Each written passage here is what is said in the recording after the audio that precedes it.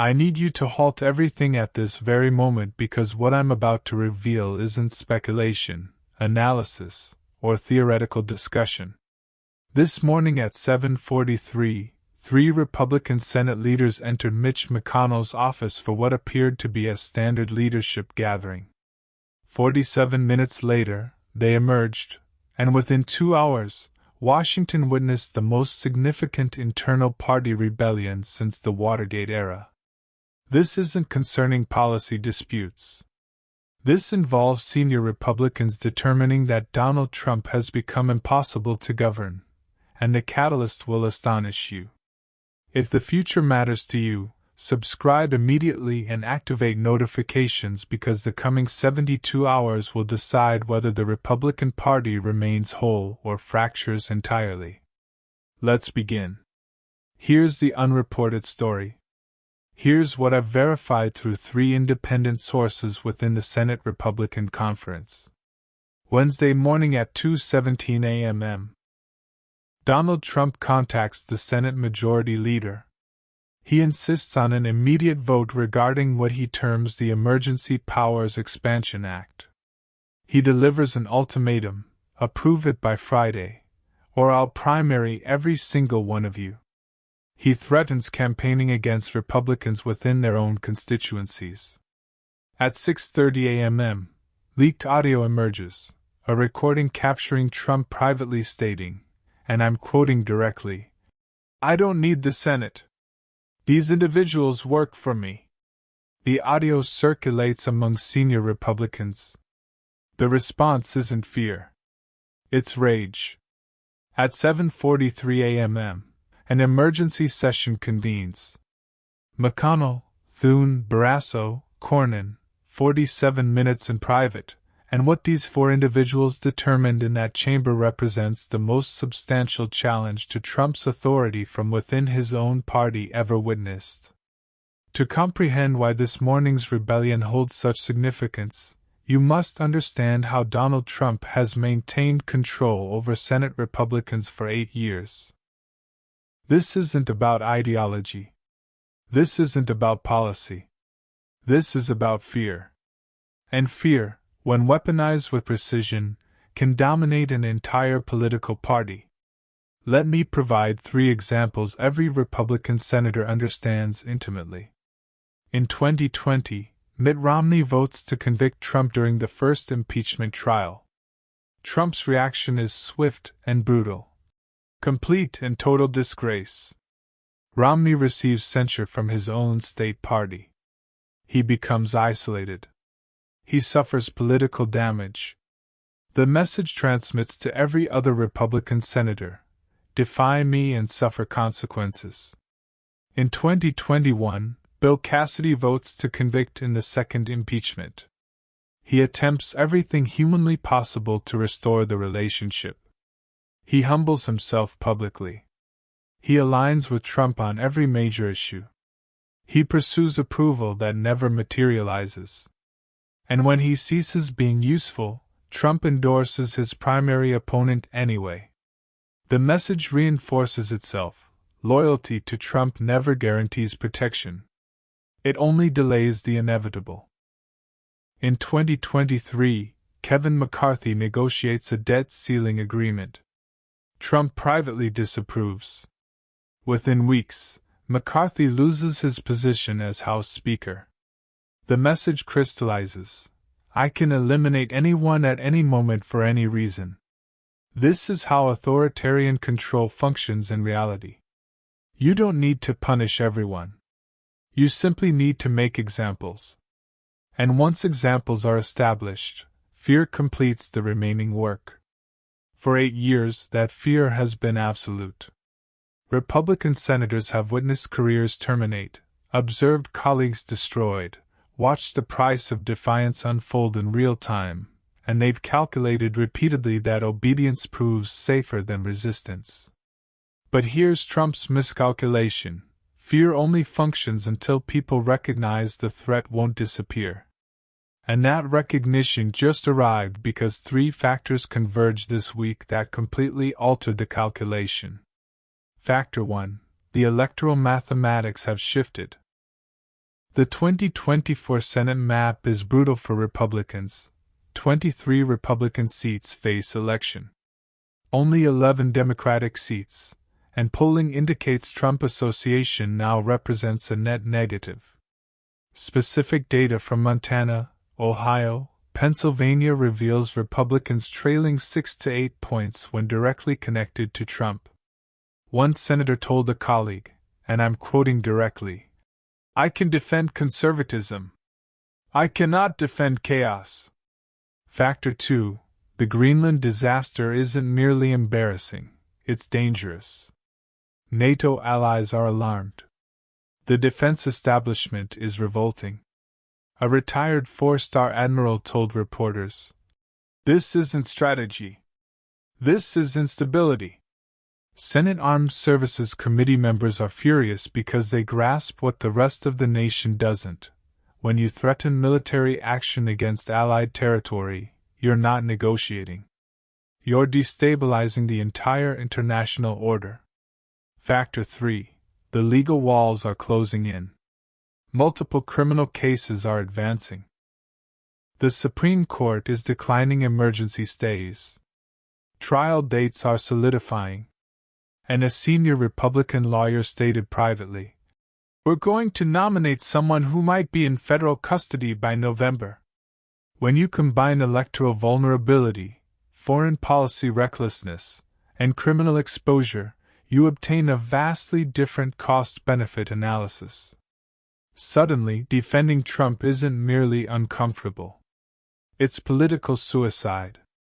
According to two sources briefed on the meeting, here's what transpired inside Mitch McConnell's office Wednesday morning. The participants were McConnell himself, the Senate Minority Leader and institutionalist, John Thune, the Minority Whip and pragmatist, John Barrasso, the conference chair and loyalist under pressure, and John Cornyn, senior member from Texas, representing the electoral calculation every Republican is presently making. McConnell began by playing the audio, the complete 3-minute recording of Donald Trump declaring, "I don't need the Senate. These individuals work for me." He played it twice. Nobody spoke. The silence in that chamber, according to one source, was suffocating because every person seated at that table understood what they were hearing. This wasn't a president frustrated with Congress. This was a president declaring Congress irrelevant. Then came the crucial exchange. John Thune spoke first. "We cannot defend this, not the Greenland rhetoric, not the emergency powers demand, not the threat to primary our own members. We cannot appear on television and explain this to voters who are already exhausted." John Barrasso responded, and you can detect the conflict in his words. "If we oppose him publicly, he destroys us individually. You know this. We've witnessed it happen. Romney, Cassidy, Cheney, everyone who stood up, they're gone or politically irrelevant. How is this different?"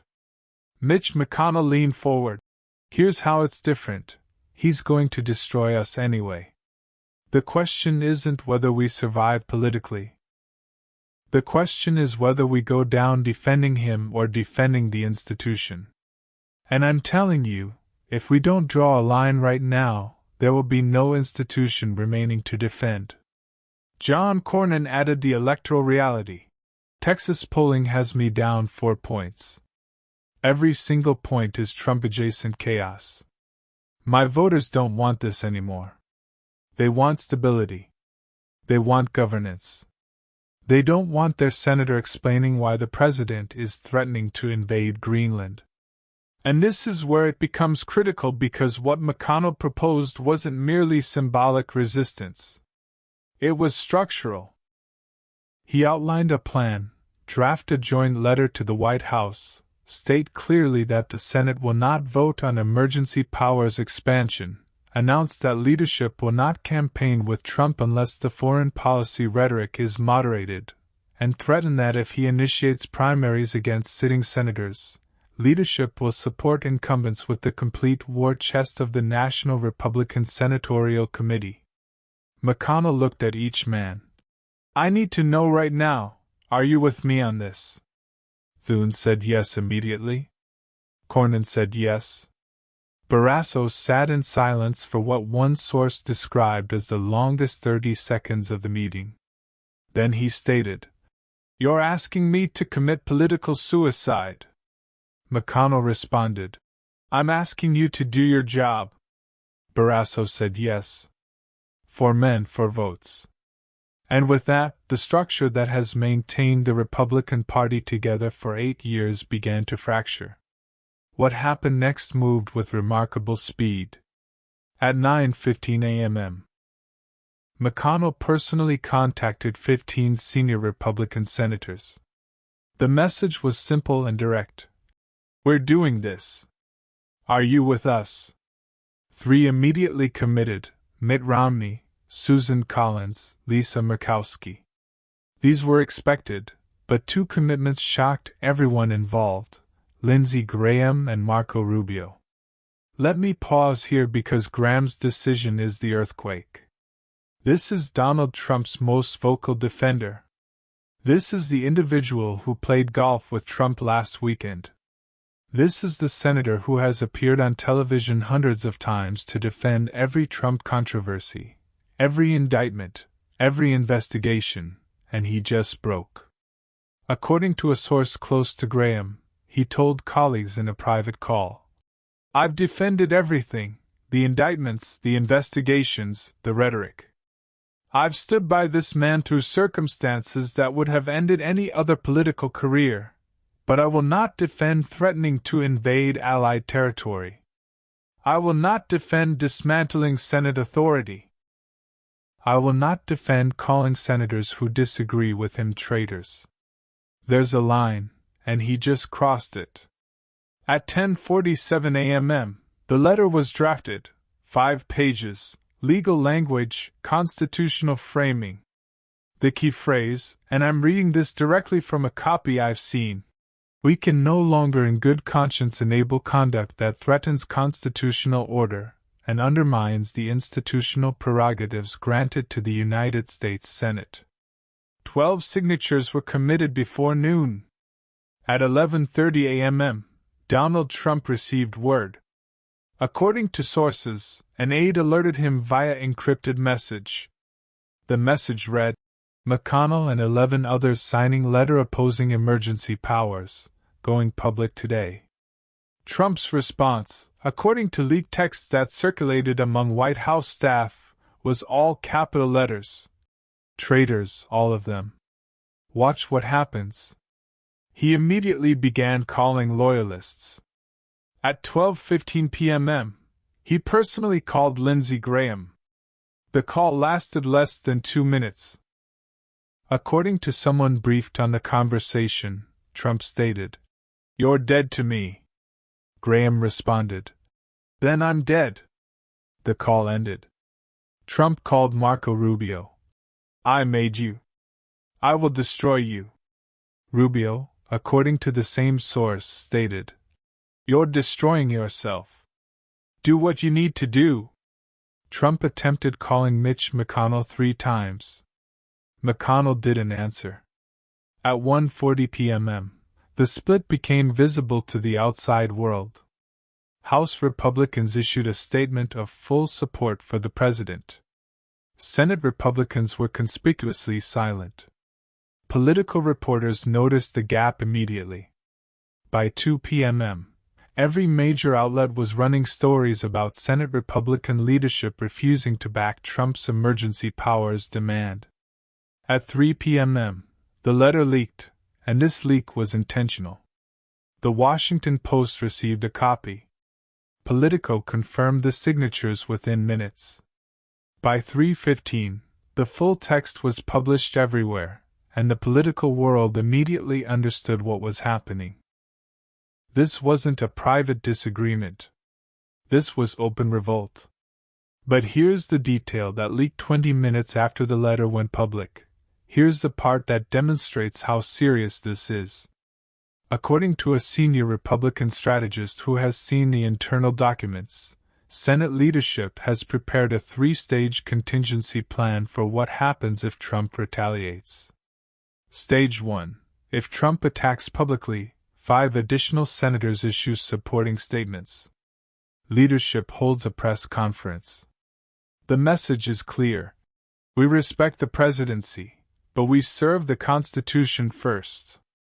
Internal assessment gives this an 80% probability of occurring. Stage 2. If Trump initiates primary challenges, the Leadership Political Action Committee commits $50 million to defend incumbents. The National Republican Senatorial Committee refuses all funding to challengers. Corporate donors are mobilized. The message becomes: the Senate conference stands together. Probability 60%. Stage 3. And this is the one that should terrify everyone. This is the plan they hope never to execute. If Trump continues escalation, the Senate moves forward with a formal resolution limiting executive emergency powers. This would require a bipartisan coalition with Democrats. It could include a potential censure vote. The message would be: constitutional limits are non-negotiable. Probability 30%. One senator involved in drafting this plan told a colleague, and I'm quoting directly, "We've wargamed every scenario. If he wants a fight, we're prepared to fight. But he needs to understand something fundamental. This time we're not backing down." Hit that like button right now if you're starting to see how this connects, because what I'm about to tell you about the Democrats' response is going to change your entire understanding of what's happening here. While Republicans were tearing themselves apart Wednesday afternoon, Senate Democrats held their own closed-door meeting. And according to sources in the room, Chuck Schumer made a calculation that will define the next phase of this crisis. Democrats face 2 options. Option 1: exploit the chaos, attack Trump and Republicans together, frame this as GOP's civil war proves unfitness to govern. Campaign on the dysfunction. The political upside would be enormous. But the risk is that Republicans reunify against a common enemy. Democrats become the external threat that pulls the fractured party back together. Option 2: enable the revolt, stay silent publicly, offer quiet support for constitutional measures, let Republicans own the split completely. The political upside is more moderate, but the strategic advantage is that you remove Trump's ability to make this about partisan warfare. According to 3 sources familiar with Schumer's thinking, he chose option 2. And here's why that matters: this is political jujitsu. By not attacking, Democrats remove Trump's most effective weapon. When Republicans revolt and Democrats stay silent, the story becomes solely about Trump versus his own party. And that's a narrative Trump cannot win. Behind the scenes, Democratic leadership sent guidance to allies. No statements criticizing the Republican letter, no celebrations on cable news, no victory laps. Instead, quiet offers to co-sponsor emergency powers limitation legislation if Republicans move forward. The message to Senate Republicans is simple: we will help you do the right thing without making you pay a political price for it. And the Republican response to this strategic silence has been remarkable, because when Democrats don't provide an enemy to rally against, the internal fractures widen instead of healing. Wednesday evening, 4:30 p.m., Donald Trump's Truth social account exploded.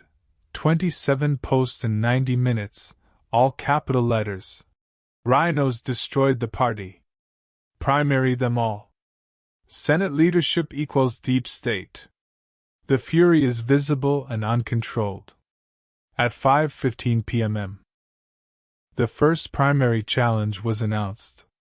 A MAGA-line challenger filed paperwork in South Carolina. The target, Lindsey Graham.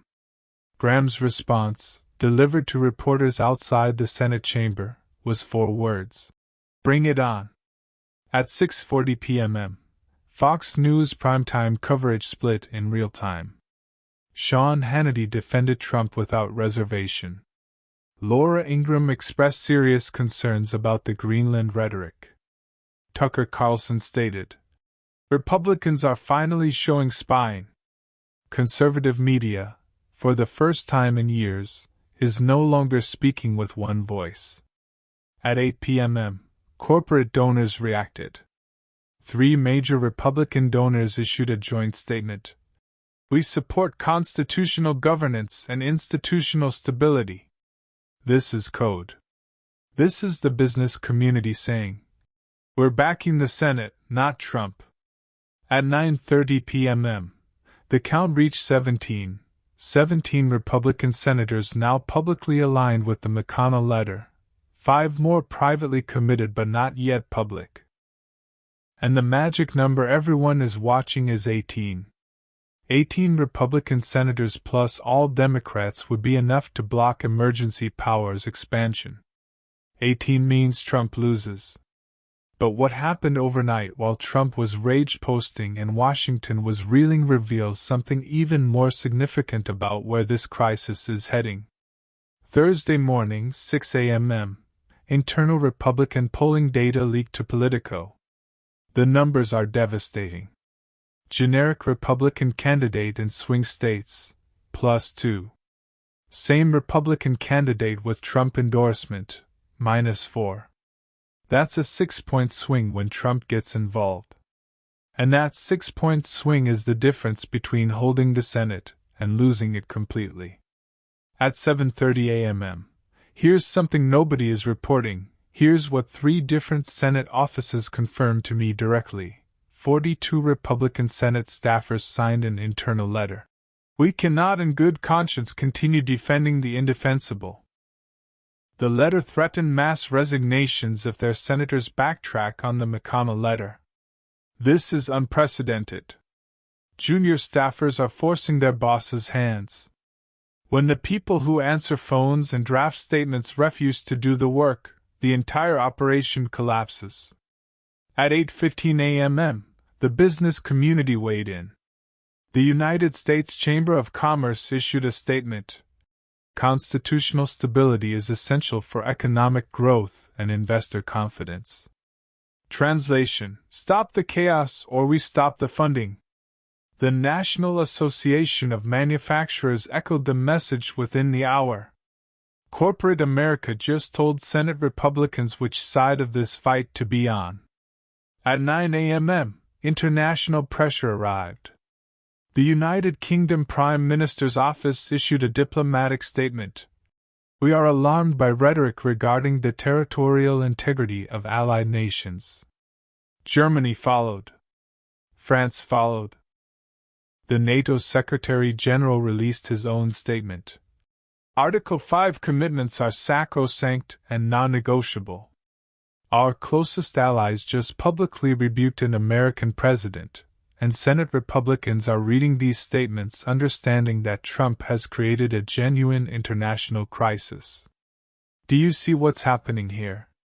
Trump is facing pressure from his own senators, from staff, from donors, from media, from international allies. This isn't a single front. This is encirclement.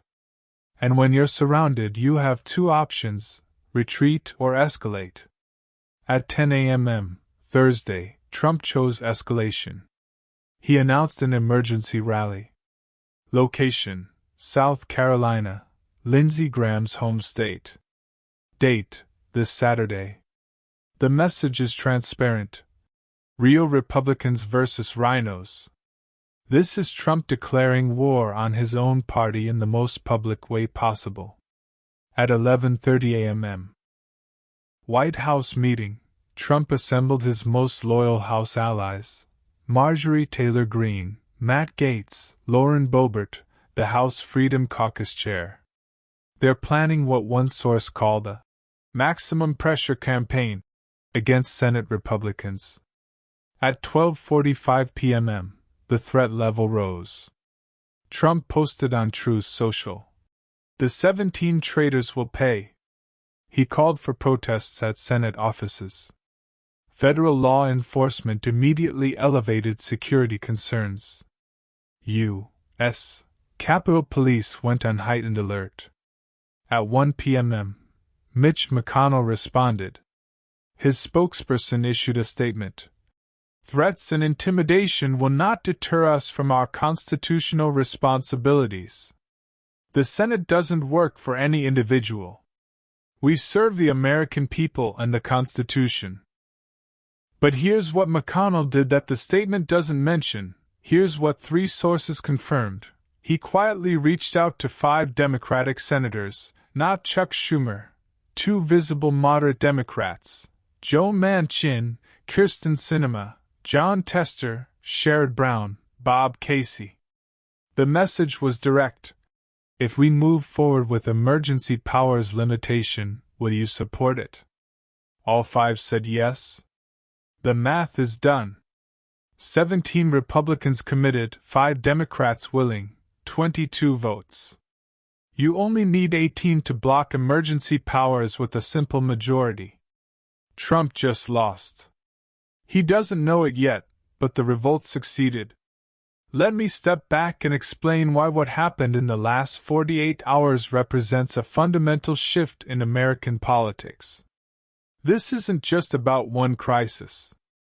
This is about the mechanism of authoritarian control breaking down in real time.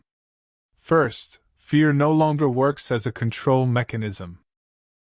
Trump's entire power structure has depended on one simple calculation.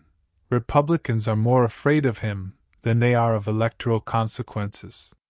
That calculation just reversed. When your political survival requires distance from Trump rather than loyalty to Trump, fear inverts. You cannot primary 17 senators. The Republican Party cannot survive that civil war. And every senator doing this math right now understands it. Second, collective action breaks authoritarian control. Authoritarians exploit isolation. They pick off targets one by one. Romney alone, destroyed. Cassidy alone, humiliated. But when targets act together, when they commit to each other publicly and in writing, the dynamic changes completely. McConnell's genius was making this structural, not individual. Nobody can be singled out when everybody signs the letter. The risk is shared. The protection is mutual. Third, institutions can resist when they choose to. The Senate has constitutional authority that Trump needs. Emergency powers require Senate approval. Judicial nominations require Senate confirmation. Budget authority rests with Congress. For 8 years, the Senate voluntarily surrendered that authority because individual senators feared individual consequences. Now they're reclaiming it. And this demonstrates something critical. The weakness was always a choice, not an inevitability. So what happens in the next 48 hours? I'm going to give you 3 scenarios with honest probability assessments. Scenario 1, Trump backs down. He moderates the rhetoric. He drops the emergency powers demand. He claims, "Mission accomplished. We moved the conversation." Everybody declares victory. Probability, 25%. Scenario 2, stalemate. Trump continues attacks but doesn't escalate to full primary war. Senate holds firm but doesn't advance emergency powers limitation. Uneasy détente through the election. The fracture continues in slow motion. Probability 50%. Scenario 3, full rupture. Trump launches all-out primary challenges. Senate passes emergency powers limitation with Democratic votes. Formal split in the Republican Party. Electoral catastrophe in November. Probability, 25%. My assessment based on conversations with 8 different Senate offices. Scenario 2 slowly drifting towards Scenario 3. The split will not heal. It will widen, but gradually, not explosively.